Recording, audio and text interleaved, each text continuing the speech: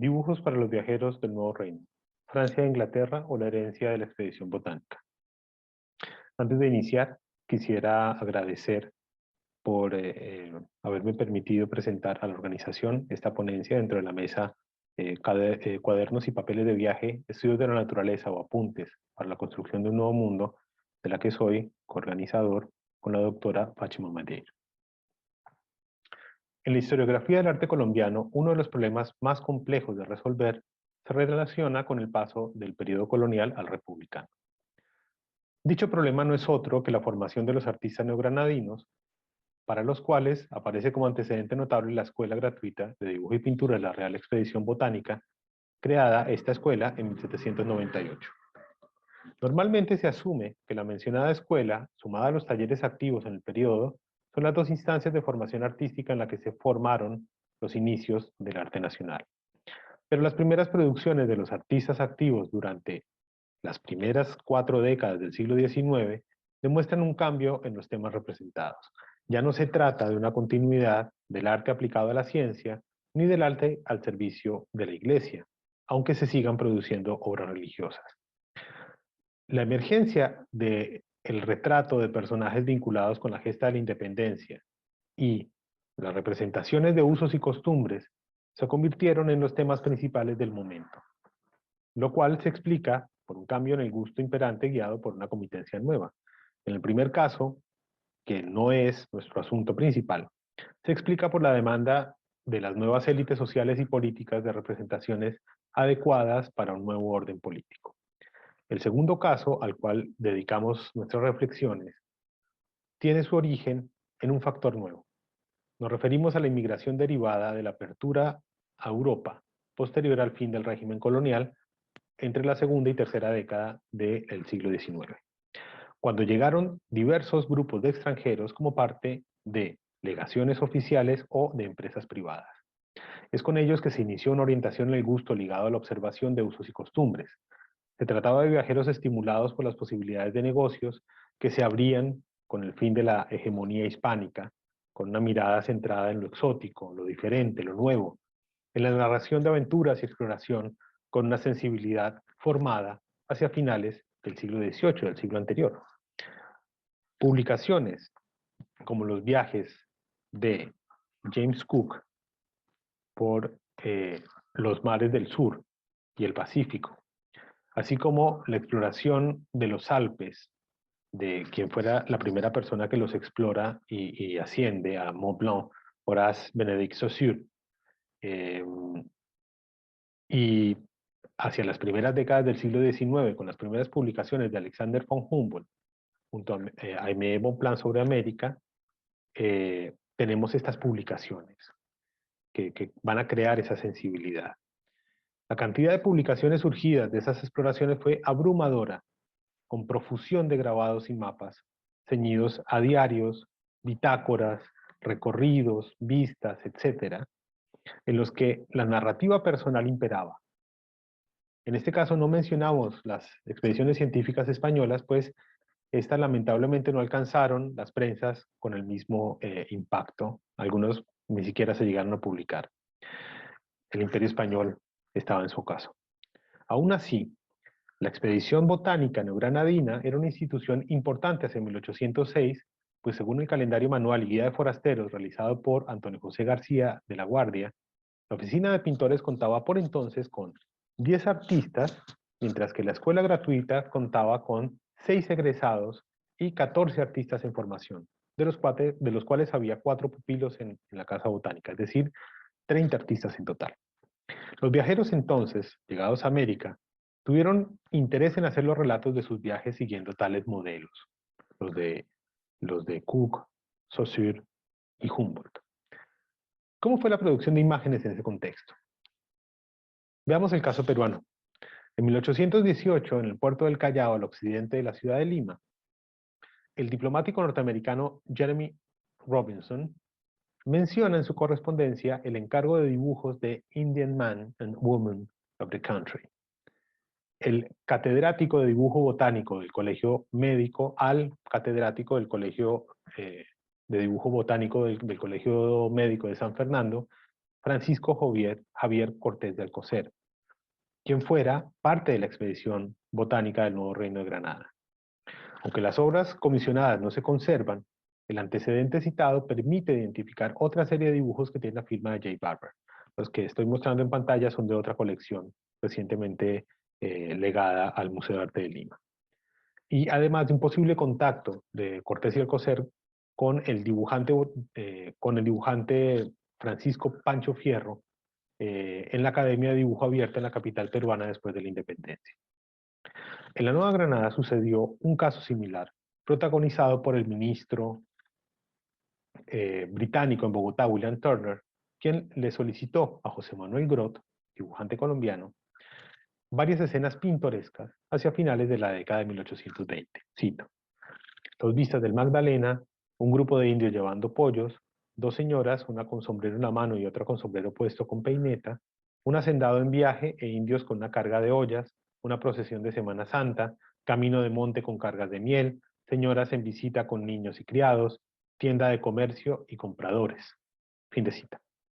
De la lista de Turner se desprende todo un repertorio de tipos populares que luego se repetiría con algunas variantes en otras colecciones. Aunque no se conoce el paradero de las obras encargadas por Turner, al parecer, con la colección del minero inglés Joseph Brown, podemos hacernos una idea. Cito un fragmento de la correspondencia de Brown. Estoy con el impedimento de salir hoy en calle por una lastimadura en el pie, y en tal situación no conozco mayor distracción que la del dibujo. Por tanto, ruego que se me mande de las piezas del ministro Turner la del paseo en el campo y la del champán indicado. Repito a usted que estoy sumamente interesado en tener las 6 vistas que intimé a usted en mi última visita y que en su estilo hagan honor al pincel. Usted quedó de reservarme los indios que también me puede mandar. Estamos viendo en este momento algunas imágenes que probablemente correspondan a esto. Al leer cuidadosamente lo que pide Brown, es que le envíen dibujos para que él pueda copiar. Los del ministro Turner, por ejemplo, acá tenemos una versión de un comercio que sabemos que estaba en la lista de Turner, algunas vistas con el color que aplicaba Grot y 2 dibujos exclusivos, hechos solamente para él.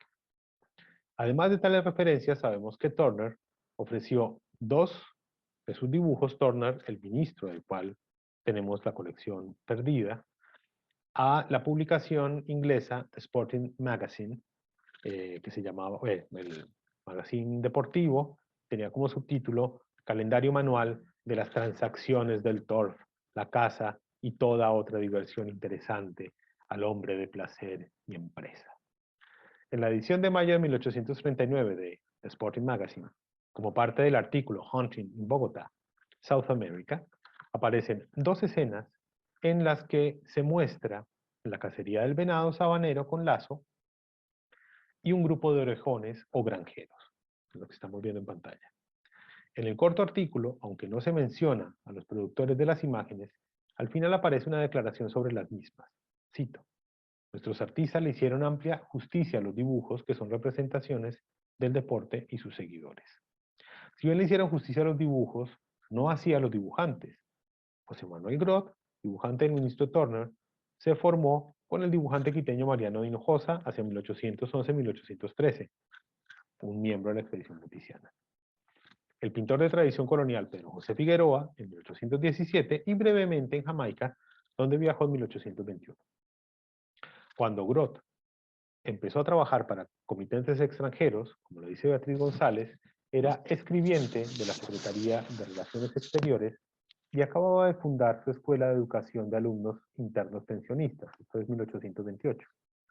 Uno de los primeros establecimientos educativos en incluir las asignaturas de música y dibujo, con lo cual el caso de los artistas viajeros Barber en Perú, Turner y Brown en Colombia, muestra la orientación del gusto por parte de los comitentes en cuanto a la selección de temas e incluso colores, con ejecución de dibujantes formados en la oficina de pintores de la Expedición Botánica del Nuevo Reino de Granada.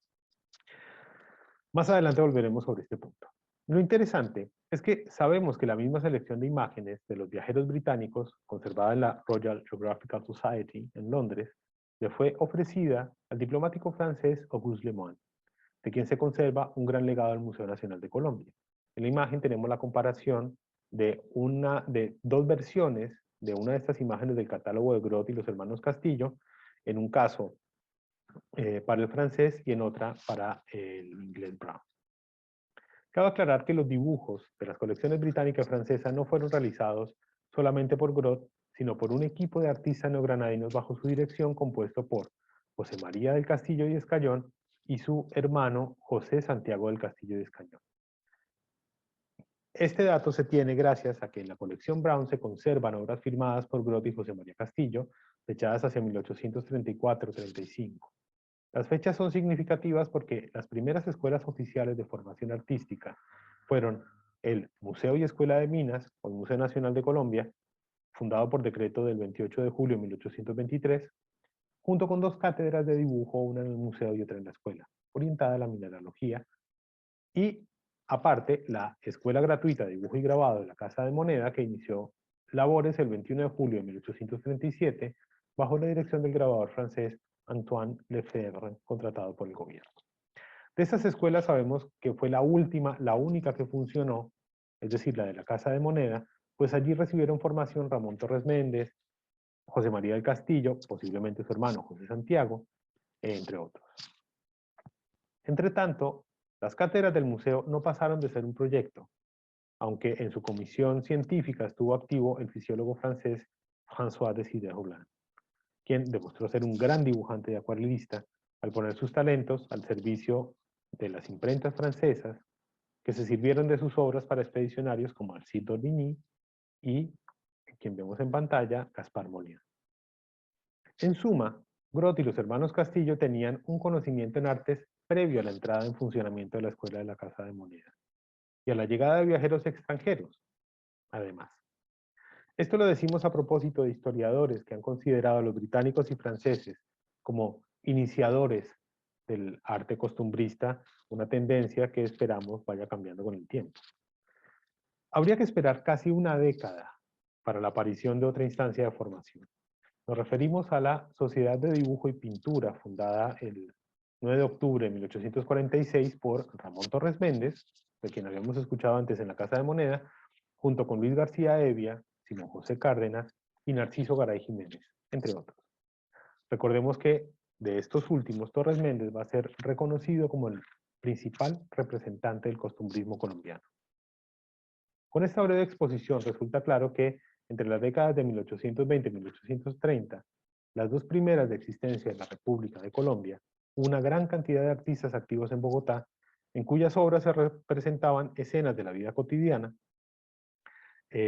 y también podemos anticipar que una parte apreciable de esta obra estaba destinada a los viajeros ávidos de dibujo para sus diarios de viaje, aunque muchos de ellos no hayan llegado a la imprenta. Finalmente, tanto por los temas tratados como por la existencia de algunas indicaciones sobre cómo debían ser ejecutados, podemos afirmar que la demanda de los comitentes hizo que algunas escenas ganaran protagonismo y llegaran a conformar un pequeño catálogo de ilustraciones compartido, al menos por tres viajeros, los ingleses Turner y Brown y el francés Lemoine. Finalmente, podemos señalar que en muchos casos las obras fueron realizadas con las indicaciones de color realizadas por los comitentes, lo cual no deja de extrañarnos al pensar que los dibujantes activos en el periodo que nos ocupa recibieron instrucción de artistas de la expedición botánica, que eran expertos en la producción de color. ¿Cómo podemos interpretar esta contradicción?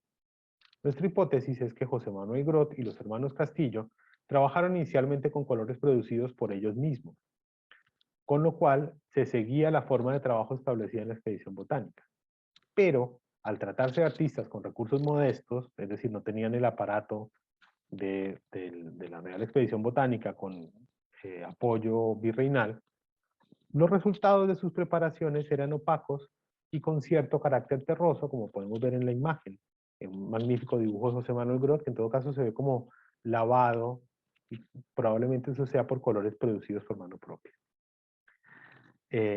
Y por ello es probable que los tonos más brillantes fueran poco estables y por ello no resistieran el paso del tiempo, que es algo que sucede con la producción de los colores de tonos amarillos, azules que sean muy vibrantes. Los resultados de sus, así que quizá por esto los viajeros venidos de Europa señalaron el uso de determinados colores o pidieron, como se muestra en la correspondencia de Brown, que le vendieran los dibujos apenas delineados y de esta manera la aplicación del color pasaba a ser de los propios viajeros. La calidad del colorido fue cambiando con el tiempo, como puede apreciarse en las colecciones conservadas, de lo cual se desprende que hubo un uso de colores más estables. No se descarta que se tratara de productos importados de preparación industrial, que sabemos que ya más avanzado el siglo XIX llegaron y sabemos cuáles llegaron. Entonces, ante la pregunta sobre ¿qué vemos en los dibujos para los viajeros de la Nueva Granada? ¿Cuál influencia prima? ¿La de Francia, la de Inglaterra o la herencia de la expedición botánica? Podemos responder que, aunque los temas fueron pensados para el consumo de extranjeros y estos hayan aportado en aspectos materiales como el color y su aplicación, el proyecto de realizar obras para viajeros, así como la creación de una iconografía de usos y costumbres fue completamente neogranadina. Basta con recordar que algunas de las imágenes que se hicieron famosas entre los viajeros tienen antecedentes en el periodo colonial, como son los cargueros, que estamos viendo en este momento en pantalla. Este es un dibujo conservado en el archivo de Indias. Es un dibujo del siglo XVIII. Y los pasos del río en una tarabita, que llaman algunas personas una tirolesa, que podemos apreciar en este detalle. Este detalle forma parte de un mapa del Orinoco, así que lo que vemos acá, si se dan cuenta hacia donde está en el dibujo, hacia la derecha, con E, vemos que hay una cuerda que está al lado y lado del río y están pasando un avío con una persona. Al otro lado están pasando un caballo que está colgado de esa tirolesa. Bueno, esas eran las tarabitas colombianas, neogranadinas. Entonces, tenemos antecedentes del periodo colonial. Así que en ese aspecto es conveniente recordar una anotación del viajero inglés John Potter Hamilton, realizada hacia 1824, que vemos acá una imagen del libro con un dibujo que probablemente también haya sido basado en uno de los dibujos de José Manuel Groth. Cito a Hamilton, hacia 1824. Ciertamente no hay falta de inteligencia entre los multicolores habitantes de Colombia. He visto en muchos lugares dibujos en acuarela, pequeños mapas, ingeniosos juguetes que prueban ampliamente que el suelo es fértil y solo necesita que lo limpien de zarzas y abrojos para asegurar una buena cosecha. Fin de cita. Entonces, ahora sí, para hacerle justicia a los dibujantes neogranadinos, limpiando zarzas y abrojos, podemos decir que los papeles de viaje de muchos exploradores europeos tuvieron vistas iluminadas al gusto de pinceles locales, incluso con colores producidos siguiendo una tradición colonial. Muchas gracias.